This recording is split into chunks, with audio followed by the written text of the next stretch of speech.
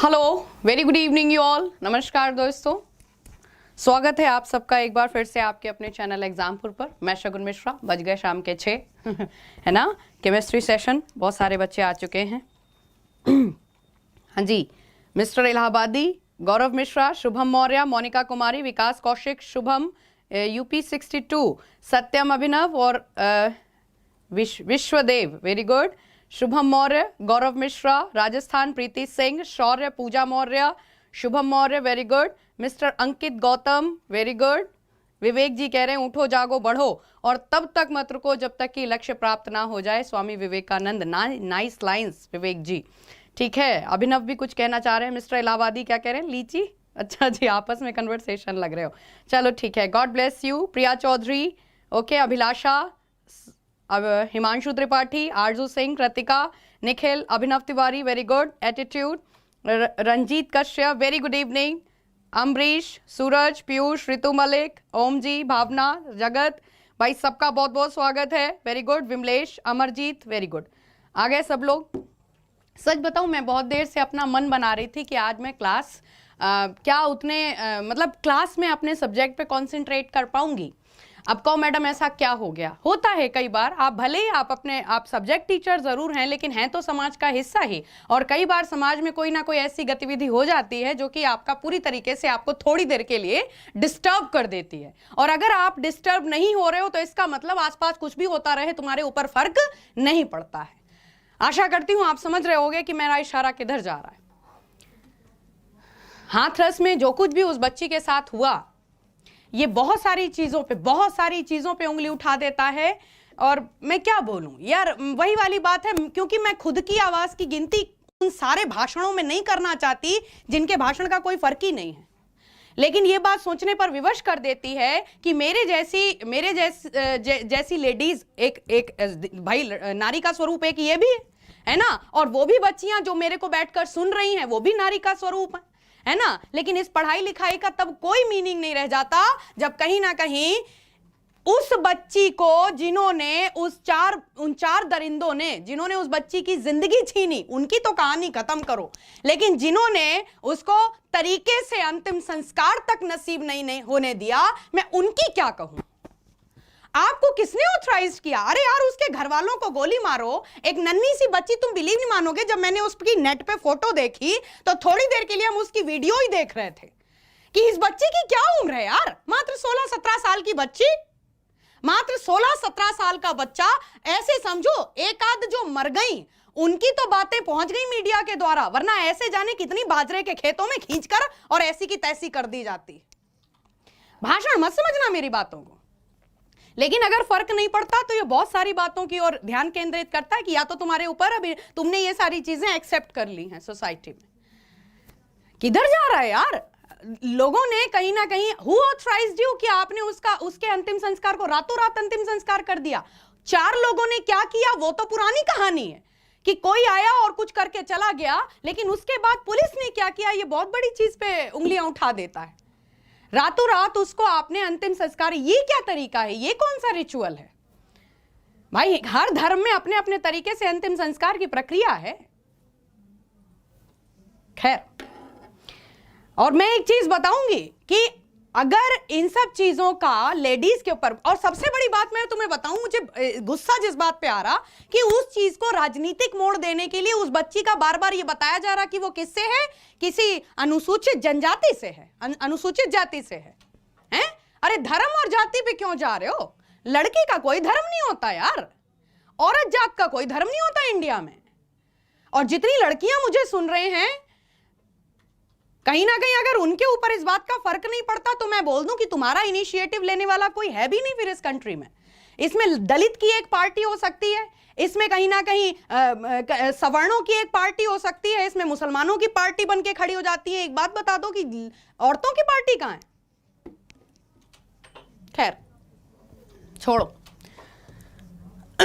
आज कहां है आज सारी की सारी वो बॉलीवुड एक्ट्रेसेस? आज कहां है पायल रोहतगी, स्वरा भास्कर? आज आवाज नहीं निकली। बड़े बड़े एक्ट्रेसेस, कंगना रनौत, आज मैं तो वेट कर रही हूं कब आप बोल रहे हो यूपी वाले मैटर पे। बड़ा लाइमलाइट मिला हुआ है ना। कहां जा रही चीजें? थोड़ी देर के लिए बिल्कुल हिला देती हैं दिमाग को कि क्या शिक्षा का मीनिंग है। मैं इन बच्चियों को पहले पढ़ना सिखाऊं, मैं इनको केमिस्ट्री सिखाऊं, या पहले मैं तुझे बताऊं कि अपनी आत्मरक्षा कैसे कर? इमेजिन करो कि क्यों उसकी गले की हड्डी टूटी, उसकी जबान के ऊपर क्यों कैंची और औजार का यूज करना पड़ा। उस 16 साल की बच्ची ने उन 4 मुष्टंडों से लड़ने के लिए अपनी जियो जान एक कर दिया। प्रॉब्लम ये, उसने अपनी आत्मरक्षा में पुरजोर प्रयास किया, इस वजह से उसके संग हाथापाई की गई, तभी उसकी गले की हड्डी टूटी। झकझोर देती है आत्मा तक जब इमेजिन करो। उस बच्ची के घर वाले इतने ज्यादा चालाक भी नहीं, चतुर भी नहीं, उन्हें तो बात भी नहीं करना आ रहा। रातों रात उस बच्ची की जिंदगी का क्या, बस खत्म। एक 16 to 17 इयर्स की जो बच्ची, उसकी लाइफ की हिस्ट्री बस खत्म। सोचना जरा ठहर के, जहां तक मैं सोच पा रही हूं, अगर तुम नहीं उसकी जगह पे बैठ तो ऐसे सोच लो। फिर घर में मां बहनें तुम्हारे भी हैं, और अगर खुद एक लड़की हो फिर तो सबसे पहले सोचने की आवश्यकता है। खैर, टॉपिक पे आते हैं। एलोट्रोप ऑफ कार्बन का टॉपिक आज मैं आपसे डिस्कस करने जा रही थी। नहीं बच्चा, ये बातें भी कहीं ना कहीं अगर नई हिस्सा बनती हैं हमारे और आपके बीच का, तो फिर ठंडे बस्ते में चल तो रही हैं। जाने कितनी ऐसे हैं जो बाजरे के खेत में और धान के खेतों में पकड़ के, गन्ने के खेतों में ऐसे ही हालत एक कर दी जाती है। सफदरजंग का मतलब समझते हो तुम? कभी सफदरजंग आके और विजिट करके जाना, तब तुम्हें पता चल जाएगा सफदरजंग की व्यवस्था क्या है। कितना गवर्नमेंट डॉक्टर्स लोगों को हाथ लगाते हैं, कितना टूल दिया जाता है। अरे बस, वो बच्ची वीडियो में जब बोल पा रही है, इसका मतलब कोमा में तो नहीं थी ना, वो बच सकती थी। उसको वाकई में ट्रीटमेंट भी ठीक तरीके से नहीं दिया गया। छोड़ो, टॉपिक पे आते हैं। एलोट्रोप ऑफ कार्बन का टॉपिक हम आपसे आज डिस्कस करेंगे, लेकिन इस टॉपिक पे जाने से पहले थोड़ा सा इसका ब्रीफ में ले लेते हैं, ठीक है? मेरी बात से अगर सहमत हो तो कहीं ना कहीं इस आवाज का हिस्सा बनना, ठीक है? मामले को ठंडा मत होने दिया करो। ऐसे मैटर पे थोड़ा सा सेंसिटिव होना एक इंसान की फितरत है। खैर, एलोट्रोप ऑफ कार्बन का टॉपिक फटाफट थोड़ा सा आज डिस्कस करते हैं। एलोट्रोप्स क्या होते हैं? कॉपी खोलो। एलोट्रोप्स क्या होते हैं? एलोट्रोप्स ऑफ कार्बन की चलो आज हम बात कर लेते हैं, लेकिन क्या सिर्फ कार्बन के अपर रूप होते हैं? नहीं। हिंदी में जिसको हम पढ़ते हैं किस नाम से?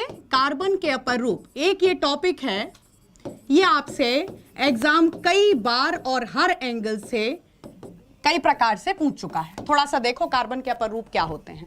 जब अपर रूप शब्द का प्रयोग हो, जब एलोट्रोप वर्ड का यूज हो, तो सबसे पहले आपको क्या समझना है?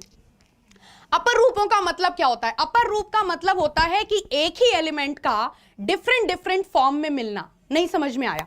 एग्जाम्पल के तौर पे कार्बन के अगर हम अपर रूपों की बात करते हैं, तो जैसे कि अगर हम बात करते हैं क्या, हीरा, हम अभी आपसे पढ़ेंगे, डिस्कस करेंगे क्या, हीरा, ठीक है? इसी प्रकार से ग्रेफाइट, हीरा, ग्रेफाइट, ठीक है? और इसी तरीके से बकमिंस्टर फुलरीन,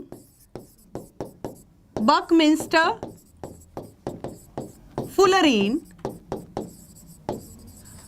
हिंदी में भी आप इसी तरीके से लिख सकते हो, बकमिंस्टर फुलरीन,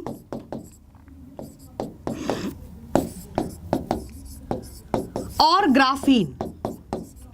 जी, चौथा अपर रूप लिखो, क्या होता है? ग्राफीन। अपर रूप होते क्या हैं? क्या होते हैं अपर रूप? देखो जरा, सिंपल सी लैंग्वेज में अगर मैं तुमको एलोट्रोप समझाऊं, तो एलोट्रोप का मतलब होता है सिंगल एलिमेंट। नहीं समझ में आया? एक ही तत्व, एकमात्र तत्व। मतलब अब ऐसे समझो क्या कि अगर हम आपसे पूछें क्या एक ही तत्व के बहुत सारे परमाणु कंबाइन हो सकते हैं, तो आप कहोगे नॉर्मली नहीं। मतलब अगर हम बात करते हैं ऑक्सीजन का O से O2 बन जाता है, और बहुत ज्यादा O से O3 मतलब ओजोन बन गया, ठीक है? इसी तरीके से क्लोरीन का मैक्सिमम 1 से 2 परमाणु ऐड हो जाते हैं, लेकिन कभी आपने Cl60 लिखा हुआ देखा? नहीं। इसी तरीके से अगर हम बात करते हैं सल्फर, तो सल्फर का अगर हम बात करते हैं तो सल्फर बहुत ही रेयर कंडीशन में ऐसा होता है कि इस S2 मिलता है, वरना सल्फर ज्यादातर ऑक्साइड्स के फॉर्म में आपको मिलता है। लेकिन अगर हम बात करें कि क्या प्रकृति में कभी ऐसा होता है कि एक ही तत्व के बहुत सारे परमाणु, मतलब जैसा कार्बन में होता है, कार्बन अपने ही बहुत सारे कार्बन परमाणुओं के संग जुड़ता चला जाए, मतलब कंपाउंड की ऐसी अवस्था, जैसे कि सपोज मैं यहां पर लिख रही हूं बेकिंग सोडा, मेरी बात समझना, इंटेंशन को समझो कि मैं समझाना क्या चाह रही हूं। बेकिंग सोडा है जिसको हम सोडियम बाइकार्बोनेट के नाम से जाने, ये ऐसा यौगिक है जो कि कितने तत्वों से मिलकर बना है? 4, सोडियम, हाइड्रोजन, कार्बन और ऑक्सीजन। सोडियम, हाइड्रोजन, कार्बन और ऑक्सीजन। तो एक ऐसा यौगिक जिसमें कम से कम 2 या 2 से अधिक तत्वों का संयोग होता है, उसे तो हम नॉर्मल यौगिक कहते हैं। लेकिन ऐसे यौगिक जो कि सिर्फ एक ही परमाणु से मिलकर बने हों, उसको अपर रूप कहते हैं। क्या कहते हैं? अपर रूप कहते हैं। जैसे कि हम अगर डायमंड की बात करते हैं, अगर हम हीरे की बात करते हैं, हीरा क्या है? ठीक है, हीरा क्या होता है? तो आप ऐसे समझो, कार्बन, कार्बन का परमाणु क्रमांक 6 और इसकी संयोजकता है 4, है ना? वैलेंसी कितनी है? 4। तो देखो, नेचर में जब कार्बन अपनी चारों वैलेंसी के साथ सिर्फ और सिर्फ किससे जुड़ा हुआ मिले? कार्बन, कार्बन, कार्बन और कुछ नहीं। कहने का मतलब ये कि नेचर में अगर हम बोले क्या मैम कार्बन डाइऑक्साइड ये कार्बन का अपर रूप होगा, तो हम कहेंगे नहीं, इसमें कार्बन के अलावा ऑक्सीजन भी है। लेकिन कोई ऐसा एग्जाम्पल बताओ जिसमें कार्बन ऐसे कंपाउंड रूप में मिले, ऐसे रूप में मिले जिसमें कार्बन के अलावा और कुछ ना हो, तो वो सब कार्बन के अपर रूप काउंट होंगे। जैसे कि अगर हम बात करते हैं एक रूप कार्बन का, क्या है? एक रूप कार्बन का हो गया ये, और दूसरा रूप कार्बन का क्या हो गया? ये। देखो, ये कैसा स्ट्रक्चर है? इसे षटफलकीय संरचना के नाम से हम जानते हैं। जरा समझना, जब चतुष्फलकीय संरचना मिलती है तो हम इसको हीरा बोलते हैं, ठीक है? और इसी प्रकार से जब षटफलकीय संरचना मिलती है तो इसे हम ग्रेफाइट के नाम से जानते हैं। लेकिन एक चीज जो मैं आपको समझाना चाह रही हूं, क्या कि इसमें भी कार्बन के अतिरिक्त तो और कुछ नहीं है, और इसमें भी कार्बन के अतिरिक्त और कुछ भी नहीं है। तो अपर रूप की डेफिनेशन क्या होनी चाहिए? अपर रूप की डेफिनेशन ये होगी कि जब प्रकृति में कोई तत्व एक से अधिक रूपों में पाया जाता है, तत्व की बात कर रहे हैं हम, यहां पर सिर्फ एलिमेंट की बात कर रहे हैं। कभी कभी वो टेट्राहेड्रन में, देखो, कभी कभी वो टेट्राहेड्रन में पाया जा रहा है और कभी कभी वो हेक्सागोनल में पाया जा रहा है, और भी भिन्न भिन्न रूपों में पाया जाएगा जब हम उसको फिर allotropes of carbon. What is the meaning of allotrope? ऐसे ना केवल कार्बन के अपर रूप होते हैं, ऐसे फास्फोरस के अपर रूप होते हैं। थोड़ी देर के लिए ठहरो और मेरी बात को पहले समझो ताकि तुम्हें अपर रूप शब्द क्लियर हो जाए। फास्फोरस के हम कितने मुख्य रूप से 3 अपर रूप पढ़ते हैं, लाल फास्फोरस, सफेद फास्फोरस और काला फास्फोरस। लाल फास्फोरस माचिस के ऊपर का मसाला जो जल पड़ता है। सफेद फास्फोरस एक ऐसी अधातु जो हवा में जलने लग जाती है, उसे क्या करना पड़ता है? फिर ठंडे जल में डुबो के रखना पड़ता है। व्हाइट फास्फोरस जो कि स्मोक बॉम्ब या धुएं वाला बम बनाने में प्रयोग किया जाता है। इसी प्रकार से काला फास्फोरस भी होता है, वो भी एक्सप्लोसिव के तौर पर यूज किया जाता है। लेकिन आपस में ये तीनों क्या हैं? ये आपस में अपर रूप हैं, आपस में डिफरेंट आइसोटोप के नाम से तुम कई बार टिक करे आते हो। सुनना मेरी बात ध्यान से। तो what is the meaning of allotrope? Allotrope का मतलब हुआ, लिखो, एलोट्रोप्स क्या होते हैं? व्हेन अ सिंगल एटम, या ऐसे लिखो, when a single element, when a single element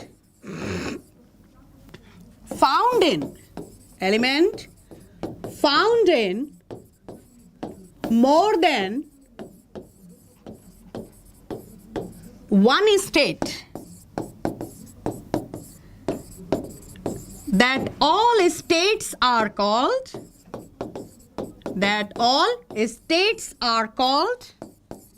allotropes, are called allotropes। Hindi में हम लिख सकते हैं, जब कोई तत्व, लिखो, जब कोई तत्व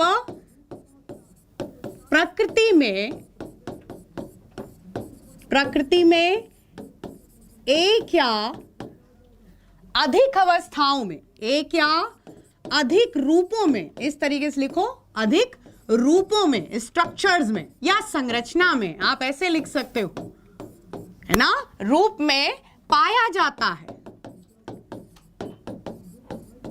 तो वह सब अपर रूप कहलाते हैं। तो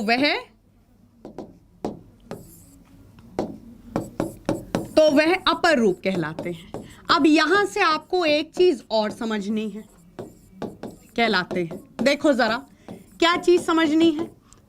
समझना तुम्हें यह है कि इनमें आपस में कार्बन मतलब केमिकल प्रॉपर्टीज आपस में क्या रहती हैं, सेम। जरा देखो, जैसे कि अगर हम डायमंड की बात करते हैं, हीरा, स्ट्रक्चर कैसा भी है, लेकिन क्या है, सिर्फ और सिर्फ अगर मैं बोलूं डायमंड का फॉर्मूला लिखो तो सिर्फ क्या लिखोगे, कार्बन। लेकिन कार्बन के मैम कितने एटम, अनलिमिटेड। जरा देखो, डायमंड को जब हम सपोज देखो यहां पर, हाँ, डायमंड को जब हम जलाएंगे तो भी हमें क्या मिलेगा, जब हम डायमंड को ऑक्सीजन की प्रेजेंस में काफी तेज हीट पर बर्न करते हैं तो आपको कार्बन डाइऑक्साइड गैस के अलावा और कुछ भी नहीं मिलता। इसी प्रकार से अगर हम पेंसिल की नोक, जो कि एग्जाम्पल है किसका, ग्रेफाइट का, इसको अगर हम बर्न करते हैं, समझना मेरी बात, इसको अगर हम सिर्फ ग्रेफाइट की बात कर रहे हैं, ऑक्सीजन की प्रेजेंस में बर्न कर रहे हैं, तो कार्बन डाइऑक्साइड के अलावा और कुछ नहीं मिलेगा। यह साक्षात प्रमाण है क्या, कि इनमें कार्बन के अतिरिक्त और कुछ भी नहीं था, और दोनों को ऑक्सीजन की प्रेजेंस में जलाने पर क्या मिल रहा है, सिर्फ और सिर्फ कार्बन डाइऑक्साइड। इसका मतलब इनकी केमिकल प्रॉपर्टीज क्या होती हैं, सेम। इनके रासायनिक गुणधर्म क्या होंगे, समान होंगे। इनके रासायनिक गुणधर्म लिख लो, इनके रासायनिक गुणधर्म समान होते हैं, गुणधर्म समान होते हैं। यह बात तुम्हें समझनी है कि भले ही स्ट्रक्चर अलग अलग हो गया हो, अभी हम डिफाइन करेंगे अलग अलग, अभी अब आप पहले इतना समझो, भले ही संरचना अलग अलग हम पढ़ें, डायमंड में अलग पढ़ें, ग्रेफाइट में अलग पढ़ें, बकमिंस्टर फुलरीन और ग्राफीन में अलग अलग पढ़ें, लेकिन है तो सब कार्बन कार्बन कार्बन, और कार्बन की ही भिन्न भिन्न रूपों की अवस्था। तो केमिकल प्रॉपर्टीज एलोट्रोप्स की क्या होती हैं, सेम। आपसे वनडे एग्जाम कई बार पूछ चुका है कि अपर रूपों के क्या समान होते हैं, भौतिक गुणधर्म, रासायनिक गुणधर्म, दोनों या इनमें से कोई नहीं, इस तरीके से पूछेगा। तो याद रखो, अपर रूपों के क्या समान होते हैं, अपर रूप के allotrope shows same chemical properties, इनके केमिकल प्रॉपर्टीज क्या होते हैं, सेम होते हैं। अब फटाफट आप डायमंड लिख सकते हो, हेडिंग डालो, हीरा। हीरा क्या होता है, हीरा क्या होता है हाँ, वेरी गुड। ब्यूटी कह रहे hello everyone, Natik Hussain, very good. Crush boy, Smriti Ranjan Kandi, Yuvraj Rathore, Abhilash, आज कुछ नए नाम दिख रहे हैं। Most welcome for the new student. Mridu Mishra, जब कोई एलिमेंट एक या अधिक, देखो बहुत सही डेफिनेशन दे रहे हैं। प्रमोद, छोटू भदौरिया, सिलर, Alamdar, okay. Satish, Amandeep, very good. Robin Chaudhary, Pooja Verma, Hina Chaudhary, very good. Vivek Yadav, crush boy beauty, lyrical, very good. Tanishk ma'am, आप कभी मेरा नाम नहीं लेते, अरे यार तनिष्क, तुम्हारा नाम बनाने के ही खातिर सब लगे पड़े हैं। Sukhwinder, very good. Devraj, very good. Ganpat कह रहे हैं गलत हुआ मैम, उन्हें गोली, अच्छा जी, अरे मैं किसी दिन इस पे, अगर मैं अपना माइंड डेविएट नहीं करूंगी ना, तो मैं सच बताऊं तो मैं पढ़ा भी नहीं पाऊंगी। आज बहुत दिमाग, कल से मैं यही सोच रही थी, आप जब अकेली बैठी थी तो यही सोच रही थी यार, उनने जो कुछ करा वो तो करा, वो तो दरिंदे थे, उन्होंने जो खेत में ले जाके करा, लेकिन सिस्टम ने क्या किया। एक गरीब घर की बच्ची है, उसके घर वाले अगर कुछ कर नहीं पा रहे हैं तो तुमने उनकी लाश तक नसीब नहीं होने दी। 16 साल की लड़की और आग लगा दी। छोड़ो मैंने बताया ना, मैं नहीं पढ़ा पाऊंगी अगर मैं अपना माइंड नहीं डेविएट करूंगी। चलो इधर आ जाओ, डायमंड की जरा बात करते हैं।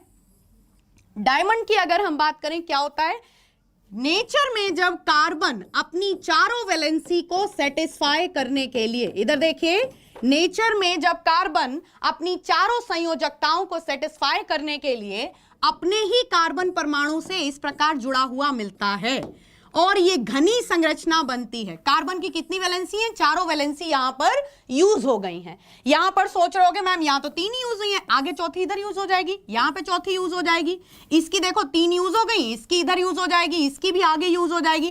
कहने का मेरा मतलब आपको सिर्फ यह है कि डायमंड में कार्बन की चारों वैलेंसी इन्वॉल्व रहती हैं। तो याद रखो it is a non conductor of electricity. क्या है ये विद्युत का कुचालक होता है, non conductor of electricity. Hindi medium आप भी लिख सकते हो, ये विद्युत का क्या है? ये विद्युत का कुचालक होता है, विद्युत का कुचालक होता है। और क्या याद रखना है आपको इसका स्ट्रक्चर याद रखना है। तो याद रखिए टेट्राहेड्रन स्ट्रक्चर। कैसा स्ट्रक्चर मिलता है?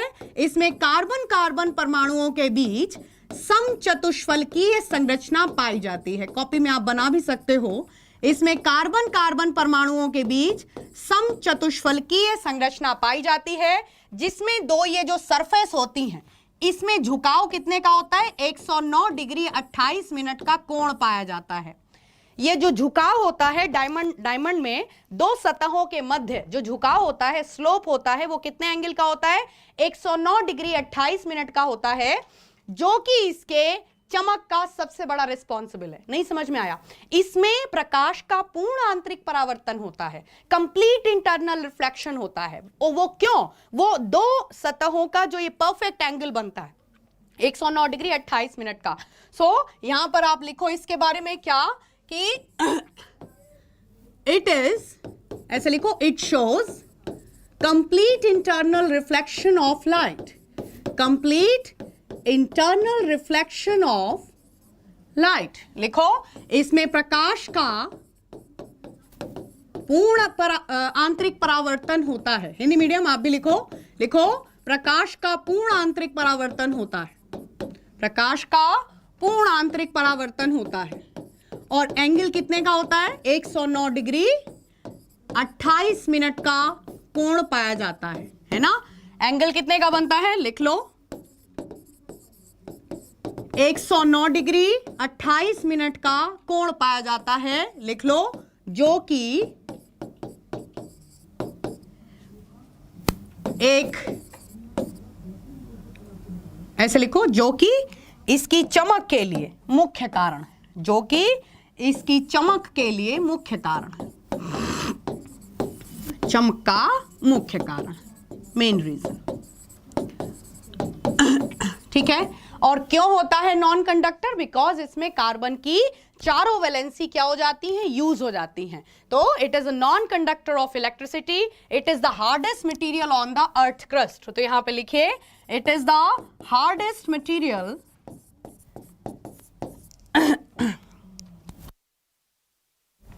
On earth crust. लिखो ये पृथ्वी पर कठोरतम पदार्थ है, कठोरतम पदार्थ है। इस तरीके से आप याद रखोगे। एक चीज जो कि बहुत इंपॉर्टेंट है, याद रखो, डायमंड में ही जो ब्लैक डायमंड होता है वो अपनी कठोरता के कारण प्रयोग किया जाता है। क्या करने के लिए? ग्लास कटिंग के लिए यूज किया जाता है। तो यहां पर पहले आप लिखिए कि ब्लैक डायमंड जिसको बोर्ट के नाम से जाना जाता है, क्या बोला जाता है? बोर्ट। लिखो बोर्ट। हिंदी मीडियम आप भी लिखो काला हीरा। वैसे आपको काला हीरा नहीं, ब्लैक डायमंड ही लिखना चाहिए, यही वर्ड यूज होता है। ब्लैक डायमंड जिसको बोर्ट के नाम से जाना जाता है, लिख लो यहां पर, it is used in glass cutting. इसका प्रयोग ग्लास कटिंग में किया जाता है। यहां से बहुत क्वेश्चन बनते हैं। इसका प्रयोग रॉक ड्रिलिंग में किया जाता है। चट्टानों में जब ड्रिलिंग करनी होती है, चट्टानों में छेद करना, चट्टानों की खुदाई, ऐसे लिख लो, चट्टानों की खुदाई।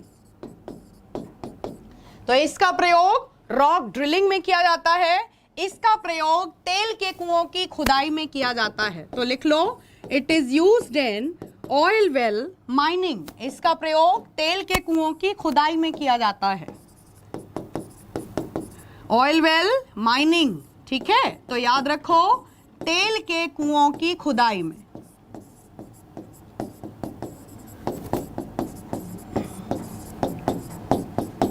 यहां से आपके कई क्वेश्चन बनते हैं, याद रखिएगा कि ब्लैक डायमंड को क्या बोला जाता है, बोट बोला जाता है। चट्टानों में ड्रिलिंग करना या कहीं पर भी जहां पर हार्ड मटेरियल है उसकी कटिंग के लिए कहीं ना कहीं किसका, ब्लैक डायमंड का यूज किया जाता है।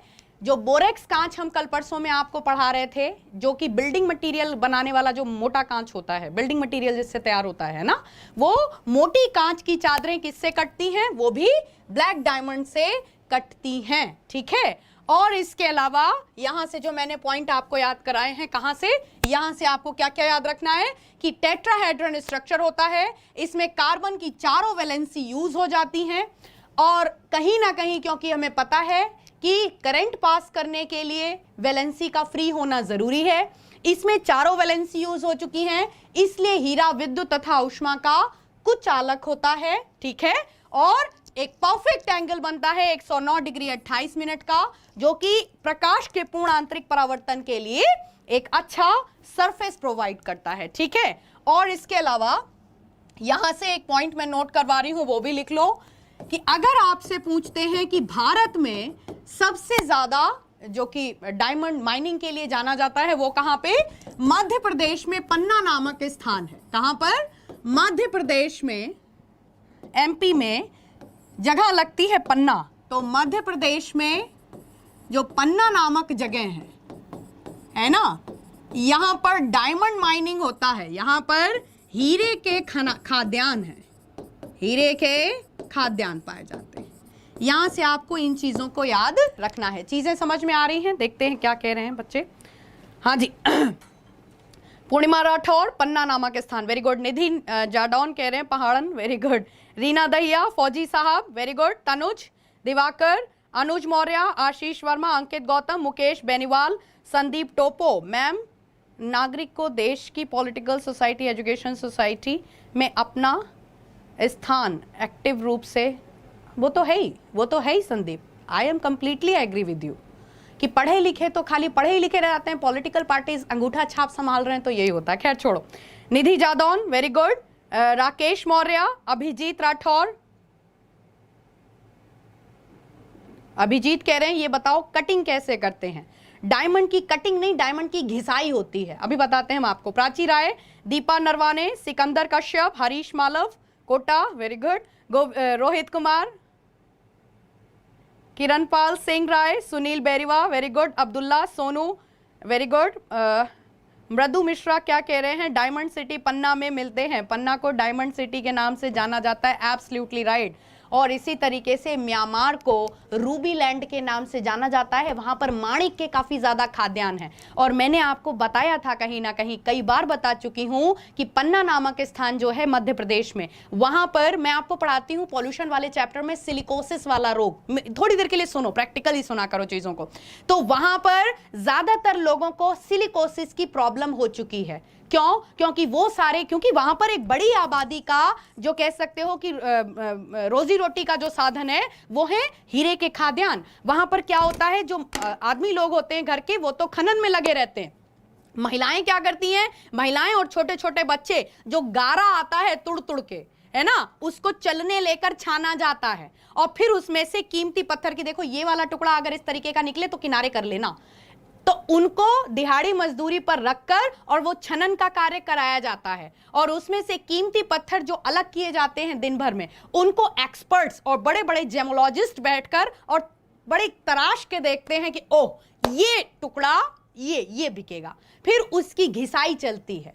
जेमोलॉजिस्ट कहीं ना कहीं डायरेक्टली नहीं परख करते हैं, दिहाड़ी मजदूर जो कि बेचारे बिना किट के, ये बहुत बड़ा यूपीएससी में एक बार पूरा इस पे निबंध आ चुका है, क्या कि कहीं ना कहीं ये जो एक तो समस्या वहां पर बहुत बड़ी ये आ रही है अवैध खनन की, और दूसरी बड़ी समस्या वहां पर ये आ रही है कि जो गरीब वर्ग वहां जिसकी रोजी रोटी का मात्र साधन वो खाद्यान्न है, उनको कोई किट प्रोवाइड नहीं की जाती, इसलिए खनन कार्य कहीं ना कहीं बड़े लचर स्तर पे चल रहा है, और उसका अवैध रूप से कई बार तस्करी में मतलब लोगों का वहां पर कहीं ना कहीं लिप्त लोग पाए गए। तो आप इन चीजों को याद रखिएगा, ये सारी चीजें नेचुरल जब कैद होती हैं डायमंड वगैरह, तब ये ज्यादा अच्छी घिसाई होती है। अभी कोई बच्चा पूछ रहा था कि मैम ये बताओ कटिंग कैसे होती है। देखो एक डायमंड ये, और एक डायमंड सपोज ये, और दोनों को मशीन पे लगाया और कस के अपोजिट डायरेक्शन में घुमाया, और YouTube पे आप देखना कि किस तरीके से फिर घिसाई होती है डायमंड की डायमंड से। और सुनो, प्योर डायमंड की पहचान ही क्या है? प्योर डायमंड की पहचान है, इधर से अगर हम इसको पकड़ें और कस के रगड़ दें तो क्या आ जाएगा? तुरंत स्क्रैच आ जाएगा। यही प्योर डायमंड की पहचान होती है। जल्दी जल्दी अगला एलोट्रोप फटाफट कवर करिए, जिसको हम ग्रेफाइट के नाम से जानते हैं। किस नाम से जानते हैं? ग्रेफाइट के नाम से जानते हैं। देखो भाई, ग्रेफाइट क्या होता है? जैसे अभी मैंने आपको बताया कि कार्बन की समचतुष्फलकीय संरचना, ठीक इसी प्रकार से प्रकृति में जब कार्बन कार्बन कार्बन इस तरीके से षटफलकीय संरचना में एक दूसरे के साथ मर्ज पाए जाते हैं। समझना मेरी बात ध्यान से। ये देखो, एक हेक्सागोनल रिंग यहाँ पे बन गई, एक हेक्सागोनल रिंग आप यहाँ पे ऐसे देख सकते हो। अब आप मेरी बात ध्यान से सुनो कि आप जो स्ट्रक्चर देख रहे हो, इसमें कार्बन की कितनी वैलेंसी यूज हुई? 1 2 3, है ना? इसी तरीके से अगर आप देखो, 3 यहाँ पे, 3 यहाँ पे, 3 यहाँ पे, 3 यहाँ पे, 3 3, कार्बन की चौथी वैलेंसी ग्रेफाइट में फ्री रहती है। और यही कारण है कि ग्रेफाइट विद्युत तथा ऊष्मा दोनों का सुचालक होता है। तो फटाफट लिख लो यहां पर, it is a good conductor of heat and electricity. It is a good conductor of heat and electricity. ये विद्युत तथा ऊष्मा का सुचालक होता है। लिखो, विद्युत तथा, जैसे मैंने दिखाया है वैसे दिखाओ कि 3 वैलेंसी यूज हुई है ग्रेफाइट की, चारों वैलेंसी ग्रेफाइट में कार्बन की यूज नहीं होती हैं। तो याद रखो, ये विद्युत तथा ऊष्मा का सुचालक होता है। क्यों? क्योंकि इसमें सिर्फ कितनी वैलेंसी यूज होती हैं? 3 वैलेंसी यूज होती हैं। और कैसा अपर रूप है? क्या शाइन मारता है? No, it is non lustrous allotrope. को वो तो पता है है ना? चमकदार नहीं होता। नॉन लस्ट्रस मतलब चमकहीन होता है। और प्रकृति से कैसा होता है? ये भंगुर होता है। It is a brittle allotrope of carbon. Brittle का मतलब क्या हुआ? भंगुर। भंगुर मतलब खस्ता, कुरकुरा। अगर आप इसके ऊपर हथौड़ा चलाओगे तो ये चूरा चूरा हो जाएगा। पेंसिल की नोक इसका जाना माना उदाहरण है। पेंसिल की नोक, या अगर आप वनडे एग्जाम की लैंग्वेज में मेरे से पूछो तो लेड पेंसिल का क्वेश्चन तुमसे बारंबार पूछा जा चुका है। तो पेंसिल की नोक बनाने के लिए इस सॉफ्ट एलोट्रोप का यूज करते हैं। तो लिखो, इसे सौम्य अपर रूप भी कहा जाता है। ये सारे क्वेश्चन हैं आपके, नोट करो। इसे सौम्य अपर रूप के नाम से जाना जाता है। It is also known as the soft allotrope of carbon. It is also known as the soft allotrope of carbon. यहां से याद रखोगे। अच्छा, पेंसिल की नोक अगर तुमने कभी छू के देखी हो, चिकनी चिकनी सी होती है ना? है ना? और इस चिकनेपन का फायदा उठाते हुए इसको हम कैसे यूज करते हैं? It is used as powder lubricant. लिखो, इसे शुष्क स्नेहक के रूप में प्रयोग किया जाता है। ये शुष्क स्नेहक के रूप में प्रयोग होता है। नहीं समझ में आया? जैसे साइकिल वगैरह चलाने के लिए मशीन वगैरह अच्छे से वर्क करे तो हम उसमें क्या डालते हैं? ग्रीस डालते हैं, उसमें तारपीन वगैरह का तेल डालते हैं, ल्यूब्रिकेंट डालते हैं, मोबिल ऑयल वगैरह। मतलब मेरी बात समझ में आ रही है? तो मशीन में, ऐसी मशीन जिसमें हम लिक्विड्स नहीं डाल सकते, फिर हम उसमें पाउडर डालते हैं। मतलब एक गीले स्नेहक की जगह हम शुष्क स्नेहक का प्रयोग करते हैं, क्योंकि ऐसी मशीन जिसमें फ्रिक्शन अच्छे से, मतलब फ्रिक्शन लेस हो, जो कि तो वहां पर जिनमें हम लिक्विड ल्यूब्रिकेंट्स नहीं यूज कर पाते हैं, उनमें फिर हम पाउडर ल्यूब्रिकेंट का यूज करते हैं। और एक जाना माना क्वेश्चन यूज होता है, पूछा जाता है, किसका? मॉडरेटर का। मॉडरेटर इन न्यूक्लियर रिएक्टर। इन न्यूक्लियर रिएक्टर यहां से क्वेश्चन बनेंगे आपके सारे ग्रेफाइट के। मतलब नाभिकीय रिएक्टर में मंदक का कार्य कौन करता है? तो इसे नाभिकीय रिएक्टर में मंदक के रूप में प्रयोग किया जाता है। रिएक्टर में, शॉर्टली मैं लिख रही हूं, आप अच्छे से लिख लेना, मंदक के रूप में प्रयोग किया जाता है। क्या करता है मंदक? न्यूट्रॉन की, अगर इनडायरेक्टली मैं आपसे पूछूं, इनमें से किसे न्यूट्रॉन की स्पीड को कंट्रोल करने के लिए यूज किया? तो लिखो, it slow down the speed of, लिखो यहां पे, लिखो it will slow down the speed of neutron. यह न्यूट्रॉन की गति को मंद करने का कार्य करता है। कॉपी में लिखो, हिंदी में लिख लो, यह न्यूट्रॉन की गति को मंद करने का कार्य करता है। मंदक है, क्या है ये? मंदक। तो आपको क्या क्या चीजें याद रखनी है? फटाफट यहां से अब आप क्वेश्चन उठाओ, यहां से आपके डायरेक्ट क्वेश्चन बनेंगे। क्या कि ग्रेफाइट एक कैसा एलोट्रोप है? सौम्य अपरूप या सॉफ्ट एलोट्रोप के नाम से जाना जाता है। नॉन लस्ट्रस एलोट्रोप है, जिसमें कार्बन कार्बन एटम के बीच हेक्सागोनल रिंग पाए जाते हैं। कैसे रिंग पाए जाते हैं? कार्बन कार्बन परमाणुओं के बीच समषटफलकीय संरचना पाई जाती है। समषटफलकीय मतलब 6 फलक हैं, है ना, 1 2 3 4 5 6। और इसके चिकनेपन का कारण क्या है? मैम, डायमंड तो बहुत हार्ड होता है, ग्रेफाइट इतना सॉफ्ट क्यों होता है? भंगुर क्यों होता है? डायमंड के ऊपर दे हथौड़ा, लेकिन उसके ऊपर फर्क नहीं पड़ रहा। और ग्रेफाइट, बच्चे ने जरा सा अपना वजन रखा और टूट गई नोक। ऐसा क्यों? बिकॉज ग्रेफाइट में ये जो लेयर आपको दिखाई दे रही है, हेक्सागोनल लेयर, इन 2 लेयर के बीच वीक वांडरवाल्स बल कार्य करते हैं। मतलब इसमें 2 सतहों के मध्य, 2 सरफेस के बीच दुर्बल वांडरवाल बल कार्य करते हैं, जो कि एक ग्रिपिंग नहीं आने देते, मतलब एक पकड़, जिसको अगर आप मेरे से पूछो ये भंगुर क्यों होता है, कुरकुरा क्यों होता है, ये लेयर शेप में क्यों मिलता है, और 2 लेयर के बीच ऐसा क्या है जो इनको सौम्य बनाता है? तो weak van der Waals forces which works between 2 layers, 2 hexagonal layers in graphite, they are mainly responsible for the brittle nature of the graphite. I hope the point is clear.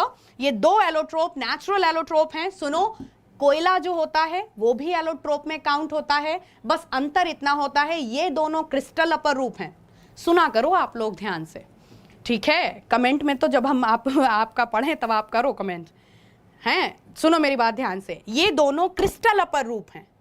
और इसके अलावा जो हम लोग काजल बनाने के लिए जिसको हम सूट बोलते हैं, कालिख बोलते हैं, सुनो मेरी बात ध्यान से, जिसको हम सूट के नाम से जानते हैं। किस नाम से? यहां लिखो, सूट। अगर तुमसे पूछे ये क्या है, तो ये भी एक अपर रूप है, ये भी कार्बन का एक अपर रूप है, जिसे सूट या कालिक के नाम से, जब ये मेरी बात वो बहुत अच्छे से समझ रहे होंगे जिनके घर में काजल बनता उन्होंने देखा है, या जिन्होंने अक्सर देखा है कि चूल्हे पे खाना बनाते समय बर्तन का तला कैसे काला पड़ जाता है। तो जो कालिक है वो कहीं ना कहीं ये भी, बस ये क्रिस्टलीय अपर रूप नहीं है, ये अक्रिस्टलीय अपर रूप है। इसी तरीके से सूट के अलावा अगर तुमसे मैं पूछूं कोल, तो कोयला भी एक अपर रूप में काउंट होगा। ये सब अपर रूपों के उदाहरण, कार्बन की भिन्न भिन्न अवस्थाएं। जहां जहां आप कंसेप्ट को समझो ना, एलोट्रोप का मीनिंग क्या है? सिर्फ और सिर्फ एक एलिमेंट, एक ही तत्व जब अलग अलग स्ट्रक्चर्स में मिल रहा है नेचर में, ठीक है? अब मैं तुम्हें एक बात बताऊं, डायमंड में अगर तुम मेरे से पूछो, जैसे मैंने अभी तुम्हें समझाया डायमंड, तो डायमंड में हमने तुम्हें यह तो बताया कि एक कार्बन एटम इस तरीके से टेट्राहेड्रल स्ट्रक्चर बनाता है, ठीक है? लेकिन अगर आप मेरे से पूछो मैम ऐसे कितने बनाएंगे, मतलब डायमंड का कोई फॉर्मूला हम लिख सकते हैं, C60, C70 या C100, C2000? नथिंग। प्रकृति है और इस प्रकार के चतुष्फलकीय संरचनाएं अनेक बन सकते हैं। तो डायमंड में कितने कार्बन परमाणु हिस्सा लेते हैं, डायमंड में कितने कार्बन परमाणु हिस्सा लेंगे, ये कोई सुनिश्चित नहीं है। Unlimited carbon atom can be join into each other to make the tetrahedron. सम चतुष्फलकीय संरचना बनाने के लिए कार्बन के अनगिनत कार्बन परमाणु आपस में इस प्रकार से जुड़ सकते हैं, और ऐसा ग्रेफाइट में भी होता है। आई होप आपको पॉइंट क्लियर हो रहा, ठीक है? हालांकि बकमिंस्टर फुलरीन में ऐसा नहीं होता है, उसमें 60 परमाणु हिस्सा लेते हैं, वो अभी हमने आपको भी नहीं पढ़ाया। आई होप आपको चीजें समझ में आ रही हैं। ज्योति बत्रा कह रहे हैं fullerene also allotrope of carbon, absolutely right Jyoti Batra. Manisha ji क्या कह रहे हैं? मैम पेंसिल में प्योर ग्रेफाइट होता है। हाँ, अगर आप मेरे से पूछो ग्रेफाइट भी कई उसमें पाया जाता है, जैसे जो जितना अगर आप मेरे से पूछो कि मैम पेंसिल तो कई प्रकार की आती है, एक डार्क पेंसिल आती है, एक लो क्वालिटी में आती है, तो एक चीज समझो, खान है, सपोज खान है, अब खान में ये टुकड़ा है जो कि कम गाढ़ा है, इसमें चारकोल की मात्रा कम है, और ये टुकड़ा है जिसमें चारकोल की मात्रा ज्यादा है। तो कहने का मतलब ग्रेफाइट ही प्रकृति है, अशुद्ध रूप शुद्ध रूप, लेकिन है सब डायमंड, है सब ग्रेफाइट ही। ऐसे डायमंड में भी कई रूप होते हैं। डायमंड में जो ऊपर का चमकदार हिस्सा होता है वो तो रिंग में हम लोग पहनते हैं, वो मार्केट में बिकता है, और लेकिन जो थोड़ा सा ब्लैक डायमंड जिसको हम लोग बोल रहे हैं बोट का क्या कसूर है कि वो हम उंगली में नहीं, ये इंसानी प्रकृति है कि जो चीज ज्यादा चमकदार है उसको हम रत्नों के रूप में यूज कर रहे हैं, वो उसकी मार्केट वैल्यू बढ़ जाती है, और थोड़ा सा जो कालिक नुमा हिस्सा है उसको बोर्ड के नाम से फिर हम कटिंग वटिंग में यूज करते हैं, उसको रत्नों के रूप में नहीं पहन रहे हैं, लेकिन है तो डायमंड वही प्रकृति है। समझ में आया? दो भाई हैं, एक राम है एक श्याम है, वो पता चला गाल काला है वो गोरा चलो ठीक है, होप आपको चीजें समझ में आ रही होंगी। चलो ठीक है। Gopal Thakur very good, beauty Nidhi Jadaun, Yaduvanshi छोरा शिवा, मनीष वेरी गुड, विवेक जी कह रहे हैं अच्छा जी, अलामदार रागिनी सरोज वेरी गुड, नेकपाल बघेल, पूजा रॉय, यदुवंशी छोरा, सुधीर कुमार नेकपाल वेरी गुड, विवेक जी। चलो ठीक है, ओके फटाफट एक काम करो, अब इनसे रिलेटेड कुछ एमसीक्यू क्वेश्चंस लेके आई थी, इन पे थोड़ा सा ध्यान दो। चलो फटाफट, क्या है questions? Carat unit defines the what? बताओ भाई, कैरेट शब्द अगर हम किसी हीरे के लिए यूज करते हैं या किसी रत्न के लिए यूज कर रहे हैं, तो हीरे के कौन से गुण की व्याख्या करेगा कैरेट शब्द? उसकी चमक की व्याख्या करेगा, उसकी कठोरता की व्याख्या करेगा, उसकी प्योरिटी मतलब शुद्धता की व्याख्या करेगा, या द्रव्यमान की व्याख्या करेगा? फटाफट हाँ नोट कर लेना कॉपी में question. Ashish Kumar very good, हीरे की तमन्ना ओके। नरेंद्र पाल, सौरभ गोस्वामी, अमित कुमार, अंजलि शुक्ला, एस के मंडल, पारुल, चंदा सिंह वेरी गुड, बेटा बताओ, गॉड ब्लेस यू। हाँ Mridu Mishra very good, Chhotu Bhadauria, Saurabh Goswami, Santosh, Milan, Prince, Tanishk known as Kayansh, okay, Alamdar, Vivek Chaudhary, Ranjan, Sandeep Dhariya, Anjali, Neha Gupta, symbol of knowledge very good, okay, Ashwini, Suraj Yadav, diary, mister Akash, Neha very good, Anand Baghel very good, Sanu Kumar, बेटा आंसर दो, रिचा देखो बेटा आंसर दो, क्या है क्वेश्चन यहाँ पे? तो याद रखो क्वेश्चन है आपका कि कैरेट शब्द किस चीज की व्याख्या करता है। तो carat, 1 carat is equals to, मैं आपको कई बार बता चुकी हूं, 200 मिलीग्राम, ठीक है, और ग्राम मिलीग्राम ये सब द्रव्यमान के मात्रक होते हैं। कैरेट शब्द किसी भी रत्न के द्रव्यमान की व्याख्या करता है, कैरेट शब्द किसी भी रत्न के द्रव्यमान की व्याख्या करता है। ये कौन सी यूनिट है? ये एक इंटरनेशनल यूनिट है, it is a unit of mass, ये द्रव्यमान का मात्रक है, ठीक है। और इसी तरीके से हमने आपको बताया भी था कि भारत में जो यूनिट चलती है उसे हम क्या बोलते हैं? रत्ती। एक रत्ती मतलब किसके कितने के बराबर होता है? 180 मिलीग्राम के बराबर होता है। मतलब भारत में जब हम रत्न वगैरह खरीदने जाते हैं तो हम रत्ती में बात करते हैं। भारत में अक्सर जो इंडियन सुनार हैं वो ज्यादातर carat word, carat is a international unit, पूछ लेते हैं, वो डिपेंड करता है तुम्हें कैरेट में लेना है, बात है दोनों वजन से संबंधित, लेकिन ज्यादातर ये देसी यूनिट यूज की जाती है रत्ती। तो याद रखो ये मास या द्रव्यमान की व्याख्या करता है। इसी प्रकार से अगला क्वेश्चन जल्दी से देखिए। The question is which state is famous in India for diamond? भाई जल्दी से बताओ, ये मैंने अभी थोड़ी देर पहले आपको बताया था, जल्दी से बताओ इनमें से किस राज्य को, हाँ बताओ बेटा। Janvi Patel Ayodhya, Vinod Kumar, miss Tanya, okay ma'am आप बहुत अच्छा, thank you so much. Vipin Suman very good, lyrical Vishal Singh, SDP Rawat, Vipin, Ankit Gautam, God bless you बेटा, Sachin Shukla, Ashok very good, Kritika, Pragya, Amarjeet, lyrical, Shubham बहुत सही बेटा बता रहे हो। इसका बताओ, अनुज गुर्जर बताओ, दीपक, अभय प्रताप बेटा बताओ, Pragya Sharma, Arushi, Anuj, Mohit Chauhan, god bless you, Prince, Jyoti Batra, lyrical, Vivek ji, Jaya, god bless you. चलो, which state is famous in India? तो मैंने अभी थोड़ी देर पहले बताया था कि मध्य प्रदेश के पन्ना नामक स्थान पर, मध्य प्रदेश में पन्ना के खाद्यान्न पाए जाते हैं। ये मैंने आपको बहुत ब्रीफ में बताया है अभी थोड़ी देर पहले। चलो क्वेश्चन क्या है, which is responsible for lustrousness of diamond, sharp edge, धारदार किनारे, complete internal reflection of light, hardness या इट्स कटिंग। मतलब डायमंड मतलब हीरे की चमक का मुख्य कारण क्या है? तो मैंने आपको बताया था कि हीरे की जो कटिंग के लिए ऑब्वियस ही बात है, कटिंग तो इंसान कर सकता है, किसी भी शेप में कट कर ले, तो कटिंग तो नहीं होगा ना, क्योंकि प्रकृति में डायमंड है वो वैसे बिना कटिंग के भी चमकता है ना। तो देखो क्या यहां पर सही आंसर होना चाहिए, देखें आप लोग क्या आंसर दे रहे हो बेटा, बताओ। हाँ बताओ रंजन कुमार वेरी गुड, अश्विनी उपाध्याय, चंदा सिंह बेटा बताओ, अमन डोलिया, अमन वेरी गुड, कमाल सक्सेना। हाँ तो देखो यहां पर सही आंसर आपका क्या बनेगा, complete internal reflection of light. प्रकाश का पूर्ण आंतरिक परावर्तन किसके कारण होता है? एंगल, बार बार मैं बोल रही हूं, याद रखिएगा। एंगल कितने का कोण पाया जाता है? 109 डिग्री 28 मिनट का जो कोण पाया जाता है, ये दो सतहों के मध्य जो कोण पाया जाता है, इसकी वजह से प्रकाश का पूर्ण आंतरिक परावर्तन हीरे में होता है, याद रखिएगा। चलो अगला क्वेश्चन जल्दी से देखो, which can be help to control the speed of neutron in nuclear reactor. अब तो बताओ, बहुत इजी सा क्वेश्चन पूछा है, अभी थोड़ी देर पहले एक्सप्लेन किया था। नाभिकीय रिएक्टर में इनमें से किसे न्यूट्रॉन की गति के मंदक के रूप में प्रयोग किया जाएगा? देखो भाई, देखें भाई कितने बच्चे आंसर देंगे। बटरफ्लाई वेरी गुड, लेट Lata Jeena okay, Lavkush, mister Anand very good, हाँ राहुल सोनेकर, सुधीर कुमार, प्रांजल, जैनस, श्वेता, सेवक राम वेरी गुड, हाँ Vivek ji 109 degree 28 minute, Vivek ji God bless you. Pushpraj Aryan, सब लोग आई होप सो आप लोग नोट्स बनाते चल रहे हो, ठीक है very good. Neeraj Yadav both absolutely right. Which can be help to control the speed, तो इनमें से दोनों का प्रयोग, यहां पर सही आंसर होगा दोनों।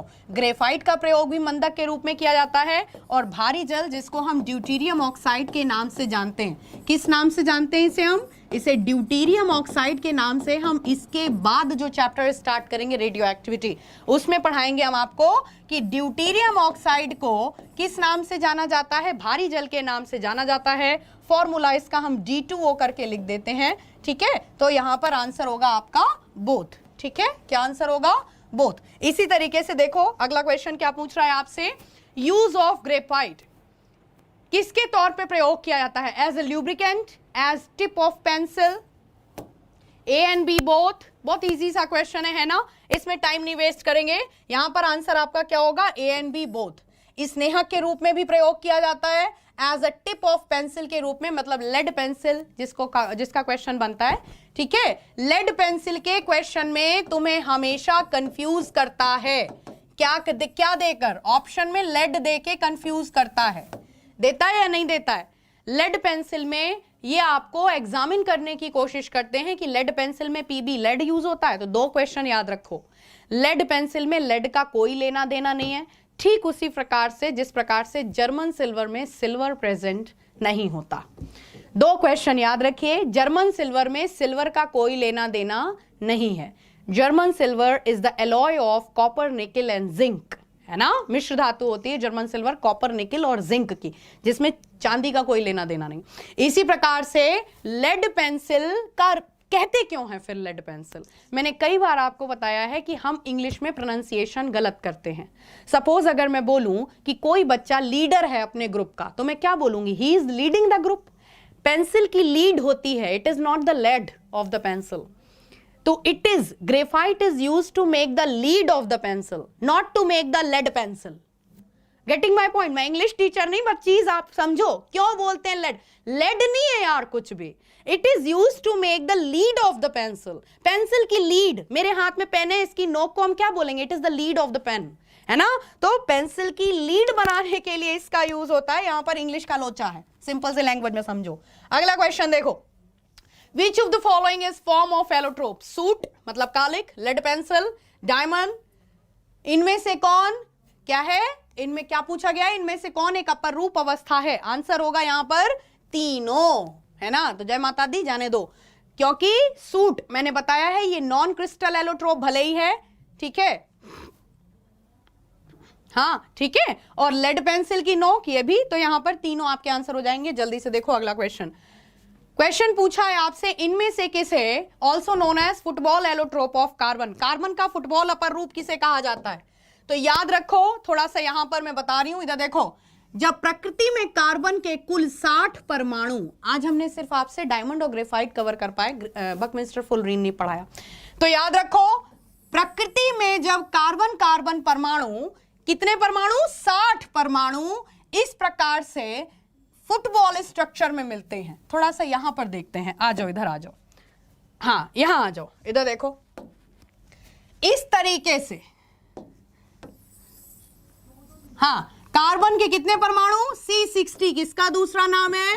C60 बकमिंस्टर फुलरीन का दूसरा नाम है, C60 बकमिंस्टर फुलरीन। मैम ये क्या होता है? ये कार्बन का तीसरा अपर रूप है, बकमिंस्टर फुलरीन, ठीक है, हिंदी में भी बकमिंस्टर फुलरीन। इसमें कार्बन परमाणु कुछ इस तरीके से पेंटागन रिंग बनाते हैं, देखो मैं भी बना रही हूं, और इसको अगर हम सपोज आगे बढ़ाते हैं इस तरीके से, तो अब इसको देखो हम क्या बनाएंगे, यहां से हेक्सागोनल रिंग बनाओ, देखो ऐसे करके, ठीक है। ये क्या बना रहे हो आप? अरे यार मैं तुम्हें समझा रही हूं कि बकमिंस्टर फुलरीन का स्ट्रक्चर कैसा होता है।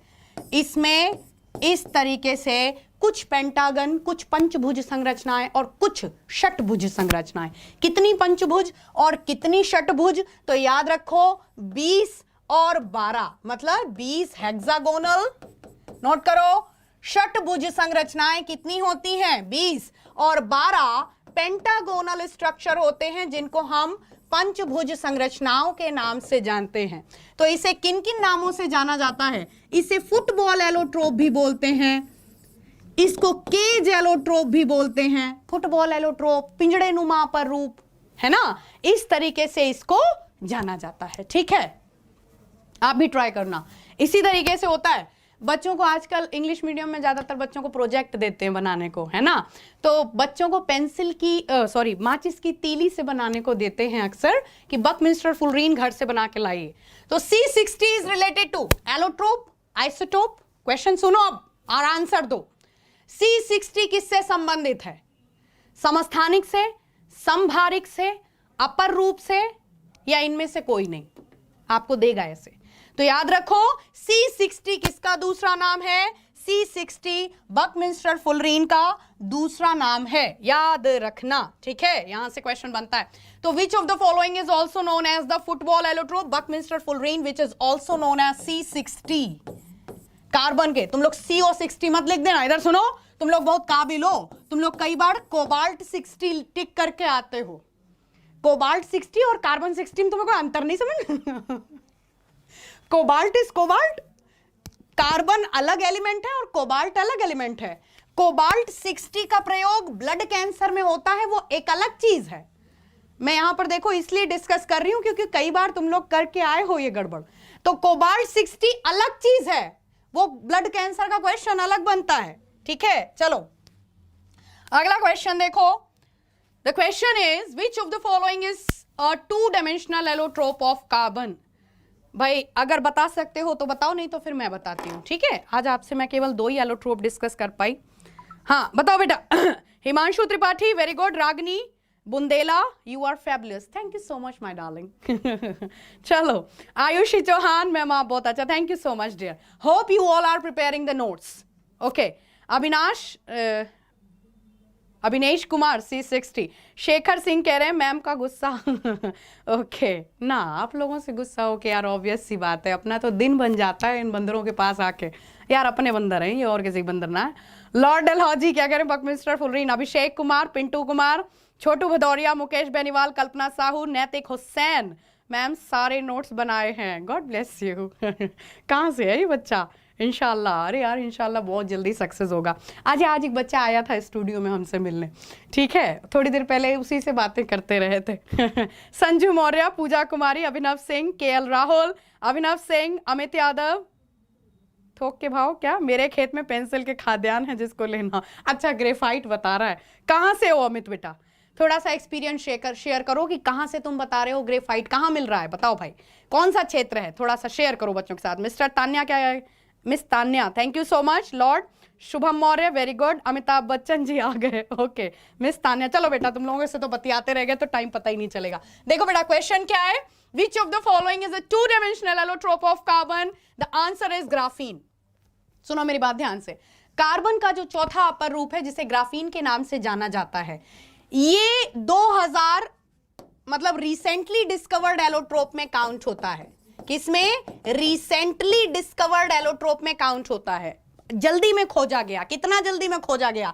तो याद रखिए इसको 2004 में डिस्कवर किया गया और उन साइंटिस्ट की टीम को 2013 में नोबेल पुरस्कार से सम्मानित किया गया। कार्बन का आधुनिकतम अपर रूप है जिसे ग्राफीन के नाम से जाना जाता है। और इसकी अगर हम बात करते हैं, प्रेजेंटली सबसे हल्का, सबसे पतला, द्विविमीय अपर रूप है। क्या क्या चीजें आपको याद रखनी है? चलो यहां पर आ जाओ एक मिनट के लिए, चलो यहां पर नोट कर लो। ग्राफीन का क्या याद रखना है आपको?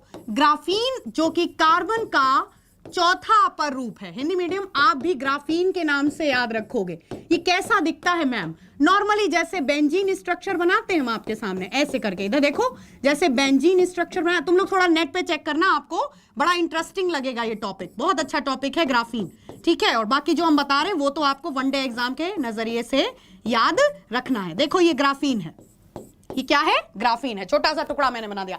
तो इसमें भी हेक्सागोनल स्ट्रक्चर मिलता है, लेकिन इसकी खासियत है कि ये 2D शेप में है, ये 2 डायमेंशनल है, ये द्विविमीय संरचना में पाया जाता है, बाकी तीनों त्रिविमीय संरचना में पाए जाते हैं। इट इज लाइटेस्ट, सबसे हल्का है, ये सबसे हल्का है, सबसे पतला है तथा सबसे पारदर्शी अपर रूप है, तथा सबसे पारदर्शी अपर रूप है। Lightest, thinnest and the transparent, most transparent, सबसे पतला, सबसे हल्का तथा सबसे पार, द्विविमीय है यार 2D एलोट्रोप में। क्यों भाई ऐसा क्यों है? Because can be exist, Hindi में लिख लो आप, क्योंकि यह सिर्फ एक परमाणु के बराबर मोटाई में एग्जिस्ट कर सकता है। Can be exist only in 1 atom thickness, 1 atom thickness। Hindi medium हम लिखो, लिखो यहां पर लिख लो, लिखो यह है सिर्फ एक परमाणु के बराबर, एक परमाणु के बराबर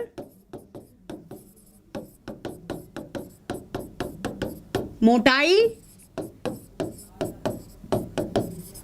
में रह सकता है। इस तरीके से can be exist only in 1 atom thickness. तो सबसे पतला, सबसे हल्का, सबसे पारदर्शी। और इसका होता क्या है? तो लिखो आजकल जो मोबाइल के नॉन ब्रेकेबल टेम्पर्ड ग्लास आ रहे हैं, जिसको गोरिल्ला ग्लास के नाम से हम लोग अक्सर मोबाइल, लैपटॉप के टच स्क्रीन जो बनवाते हैं non breakable.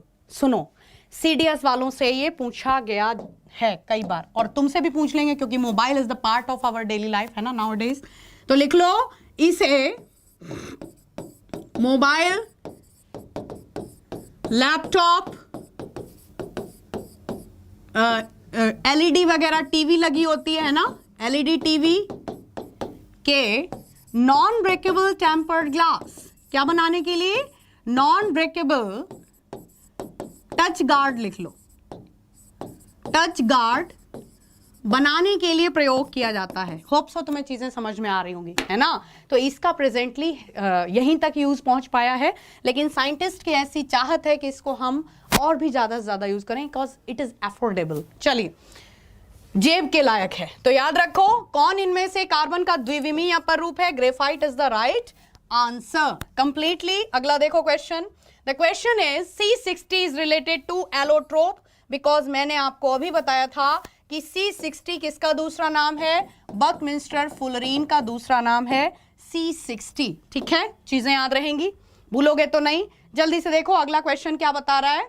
Black diamond which is use to cut the hard mirror is called. बताओ भाई, काले हीरे को क्या बोलते हैं जिसको हम कटिंग वगैरह के लिए यूज करते हैं? Very good Sumit Pal ma'am, आप बहुत अच्छा, thank you so much dear.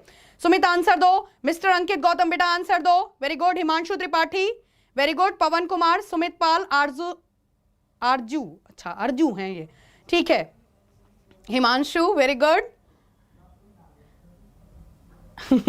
Okay, Vinay very good. Symbol of knowledge, Ragini, Ranjan, Anuj Kumar, Abhinandan sir की क्लास क्यों नहीं हो रही? मैं बताती हूँ, उसको मैं बोल दूंगी, मैं बता दूंगी, उससे सपोर्ट टीम से आंसर करवा दूंगी। नैतिक हुसैन, वेरी गुड, बरेली से हूँ नैतिक जी। ओके, एक किसी बच्चे ने कहीं ना कहीं वो ये इनमें से कोई बच्चा शाहजहानपुर से भी था पता नहीं कौन। अंकित Gautam, Abhay Pratap, K Chaudhary, Purnima Rathore, Dinesh Kumar, Naresh, Pragya Tripathi, Suraj Kumar, very good, bort is the right answer. Black diamond which is used to cut the hard glass, तो answer is black diamond is known as bort, है ना। तो क्या बोलते हैं, बोट के नाम से जाना जाता है। आज इतने ही क्वेश्चंस रखे थे।